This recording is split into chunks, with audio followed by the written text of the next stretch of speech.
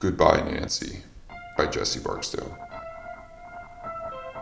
It was time to break Nancy's heart. Tom didn't have a job, didn't want a job, and Nancy had given him a place to live and a weekly allowance, but she was the sickest woman he'd ever met. She had nearly every disease in the book and a few which had yet to be added. Currently, she struggled with a stomach parasite which the doctor described as looking like a mass of undigested spaghetti, which was, in fact, digesting her. "I'm leaving," sighed Tom. "I knew it," said Nancy, her eyes filling with tears. "It's another woman, isn't it?" "No, it's you. The problem is you." Tom began packing. Nancy owned the apartment and almost everything in it, so it took only a few minutes to collect his things. "Who will take me to the doctor?" said Nancy, as Tom put on his shoes by the front door. "You'll find someone. You're rich enough," said Tom. "Don't you love me anymore?" said Nancy.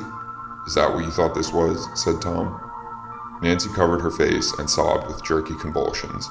With every heave, her bushy brown wig slipped forward, revealing more of her bald head. As the wig was about to fall, Tom pushed it back into place. Nancy stopped crying and looked up, mistaking his touch for compassion. Nancy was 15 years older than Tom. She wore a yellow summer dress with food stains on the sleeves. It was noon, and the sun shone brightly overhead.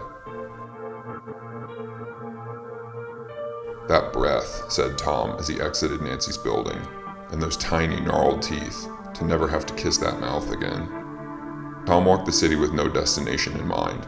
He walked because it felt good to be moving, making progress to nowhere in particular. Tom saw two kids playing dice on the curb. "What's the game?" said Tom. "We roll the dice and see how they come up," said the beefy kid. "Is there any money in it?" said Tom. "Not sure I understand, bud," said the scrawny kid, scratching his armpit. "Are you taking bets?" said Tom. "It's not like that," said the beefy kid. "Watch," said the scrawny kid. The scrawny kid scooped up two dice and rolled them. They bounced off the gutter and came up 3 and 2. "5," said the scrawny kid. "Nice," said the beefy kid. "You want to try?" said the scrawny kid, holding the dice toward Tom. Tom took the dice and threw them hard. They skipped across the street and fell into the storm drain. The kids hopped up and chased after them. The beefy kid stuck his face into the drain. "I think it's come up 8, said the beefy kid, his voice echoing from the drain. "I'll have to go in to be sure."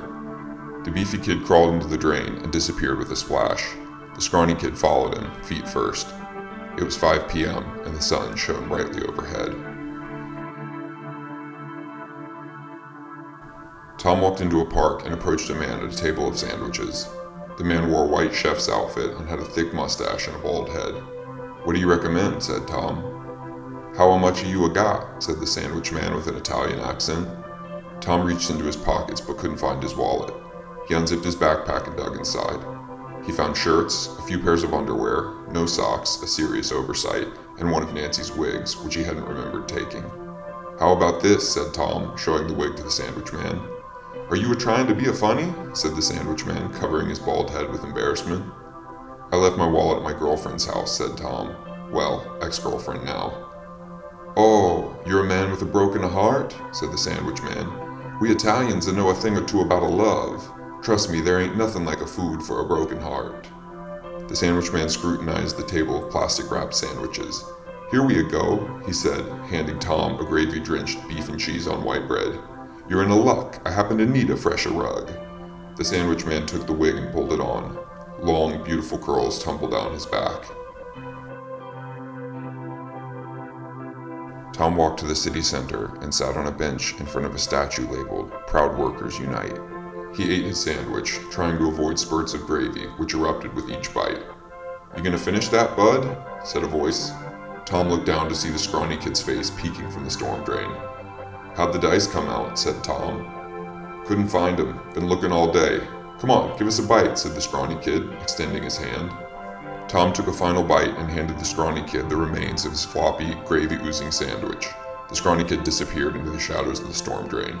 It was 10 p.m., and the sun shone brightly overhead.